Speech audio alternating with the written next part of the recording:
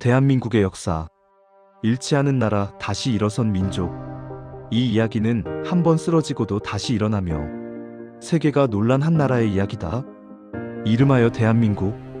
하지만 이 이름이 세상에 불리기까지 수천 년의 눈물과 피 그리고 희망이 있었다. 고조선, 우리 역사의 첫 불꽃. 지금으로부터 약 4,000년 전 고요한 한반도 북쪽의 단군이라는 인물이 나라를 세운다. 그 이름은 고조선. 널리 인간을 이롭게 하라. 홍익인간.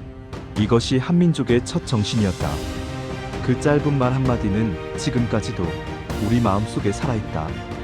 고조선은 청동기 문명을 발전시키며 우리만의 언어와 문화, 질서를 만들었다. 그러나 강한 나라는 언제나 공격받았다. 중국 제국의 침략과 내부의 분열. 결국 고조선은 사라졌다. 하지만 사라진 것은 나라일 뿐. 그 정신은 다음 세대로 이어졌다. 삼국의 시대, 싸우며 강해진 민족. 고조선이 무너진 자리엔 새 나라가 등장했다. 고구려, 백제, 신라.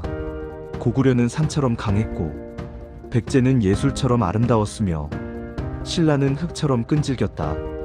광개토대왕은 말을 타고 만주 벌판을 달렸고 장수왕은 수도를 평양으로 옮기며 제국을 꿈꿨다. 백제는 일본의 문화를 전하고 불교 예술로 동아시아를 빛냈다. 신라는 작았지만 포기하지 않았다. 결국 당나라와 손을 잡고 한반도를 통일했다. 통일신라, 한반도 역사상 첫 하나된 나라. 그러나 번영 뒤에는 언제나 그림자가 있었다. 귀족의 사치와 농민의 고통, 그리고 새로운 시대의 서막, 후삼국 시대가 열렸다. 고려, 문화와 신앙의 나라. 혼란을 끝내고 왕건이 나라를 세운다. 그 이름은 고려. 이 이름에서 지금의 코리아가 탄생했다. 고려는 불교의 나라였다. 수많은 절과 스님, 그리고 기도의 시간들. 그 신앙은 팔만대장경이라는 위대한 유산을 남겼다. 그러나 몽골이 쳐들어왔다. 유린당한 땅, 불타는 절, 짓밟힌 백성. 하지만 고려는 항복 대신 버팀을 선택했다. 수십 년의 전쟁 끝에 살아남았다. 끈질긴 생명력, 그것이 한민족의 또 다른 이름이었다. 시간이 지나면서 고려는 부패했다. 왕실은 사치했고 권문세족은 백성을 착취했다. 그때 등장한 이성계. 새로운 시대, 조선이 열린다. 조선, 가장 길었던 나라, 가장 찬란한 순간들. 1392년 이성계와 정도전이 세운 나라. 조선은 유교를 중심으로 세워졌다. 세종대왕은 훈민정음을 창제했다. 백성이 말하고 싶은데 글이 없어 슬프다고 했다. 그래서 세종은 글자를 만들었다. 한글, 세상에서 가장 과학적이고 따뜻한 문자였다. 하지만 평화는 오래가지 않았다. 1592년 임진왜란. 일본이 쳐들어왔다. 수많은 사람이 죽고 도시가 불탔다. 그때 등장한 이순신 장군. 신에게 아직 12척의 배가 있습니다. 절망 속의 희망, 패배 속의 승리였다. 그 후 병자호란, 당쟁, 세도정치. 조선은 무너질 듯 버텼다. 500년이라는 긴 세월 동안 사람다운 세상을 지키려 애썼다. 그게 조선이 길게 이어진 이유였다. 개항과 식민지, 나라를 잃은 백성들. 19세기 말, 세상은 증기기관과 총으로 바뀌고 있었다. 하지만 조선은 문을 닫고 있었다.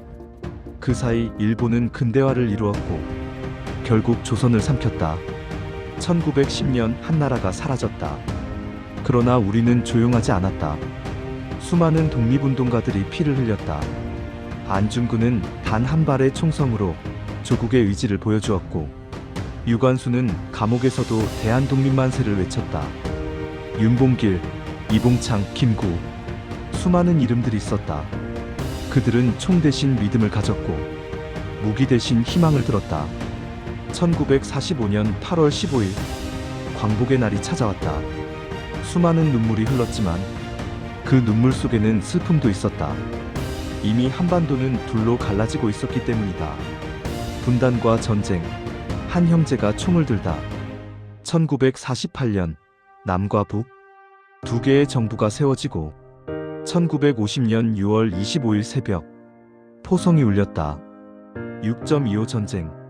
형이 동생을 쏘고 동생이 형을 향해 포를 쏘는 한민족 역사상 가장 비극적인 전쟁이었다. 수백만 명이 죽고 도시는 잿더미가 되었고 가족은 북과 남으로 갈라졌다. 그럼에도 사람들은 살았다. 삽을 들고 무너진 집을 일으키고 교실이 없어도 아이들을 가르치고 전기가 없어도 공부했다. 그들이 바로 대한민국의 첫 세대였다. 산업화, 기적 같은 부활. 전쟁 후 대한민국은 아무것도 없었다. 돈도, 자원도, 희망도. 그런데 누군가 말했다. 다시 시작하자. 그때부터 모든 국민이 달리기 시작했다. 잘 살아보세라는 구호 아래 삽을 들고 도로를 닦고 공장을 세웠다. 포항제철, 경부고속도로, 새마을운동. 모두 불가능이라던 일들이 현실이 되었다. 세상은 그것을 한강의 기적이라 불렀다. 하지만 기적이 아니었다. 그것은 국민의 땀과 눈물과 믿음이었다. 민주화, 자유를 향한 외침. 경제는 성장했지만 자유는 억눌렸다. 사람들은 거리로 나왔다. 우린 반만이 아니라 자유를 원한다. 1980년 광주, 1987년 6월 항쟁. 그 함성 속에서 대한민국은 국민의 나라로 다시 태어났다.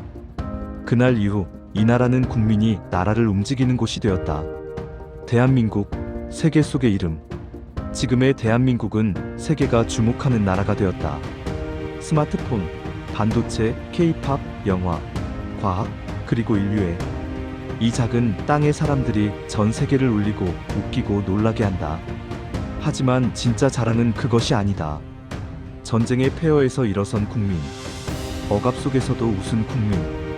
배고파도 희망을 잃지 않은 국민. 그것이 바로 대한민국이다. 우리는 아직도 쓰이고 있는 역사 속에 살고 있다. 과거의 피와 눈물 위에 지금의 우리가 있고, 지금의 우리의 선택 위에 미래의 대한민국이 있다. 그러니 잊지 말자. 대한민국의 역사는 곧 우리의 이야기다. 그리고 그 이야기는 아직 끝나지 않았다.